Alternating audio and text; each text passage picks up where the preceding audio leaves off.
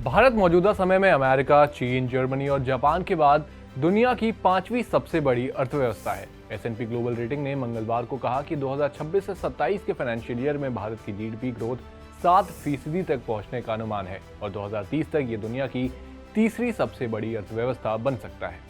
वहीं अपने global credit outlook 2024 में S&P ने मार्च 2023 से 24 के फाइनेंशियल ईयर में 6.4% GDP ग्रोथ का अनुमान लगाया था, जबकि पिछले फाइनेंशियल ईयर में ये 7.2% था। साथ ही आपको बता दें कि इस रेटिंग एजेंसी ने कहा कि अगले फाइनेंशियल ईयर में ग्रोथ रेट 6.4% रहेगी और उसके अगले फाइनेंशियल ईयर में 6.9% और 2026 से 27 में इसके 7% पर पहुंचने के अनुमान है।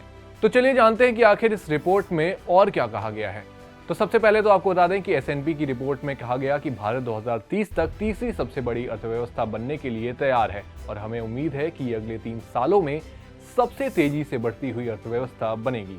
साथ ही इस रिपोर्ट में कहा गया कि भारत के लिए सबसे बड़ा टेस्ट ये होगा कि क्या देश अगला बड़ा ग्लोबल मैन्युफैक्चरिंग हब बन सकता है या नहीं।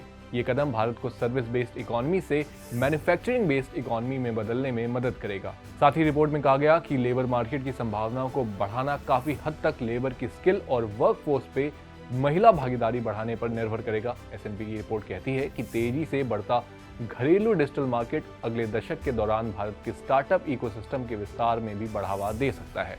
वहीं इसके अलावा S&P की रिपोर्ट भारत के ऑटोमेटिव सेक्टर को लेकर भी काफी आशावादी नजर आती है और उम्मीद करती है कि इंफ्रास्ट्रक्चर, इन्वेस्टमेंट और इनोवेशन के आधार पर देश के विकास को और बढ़ावा मिल सकता है।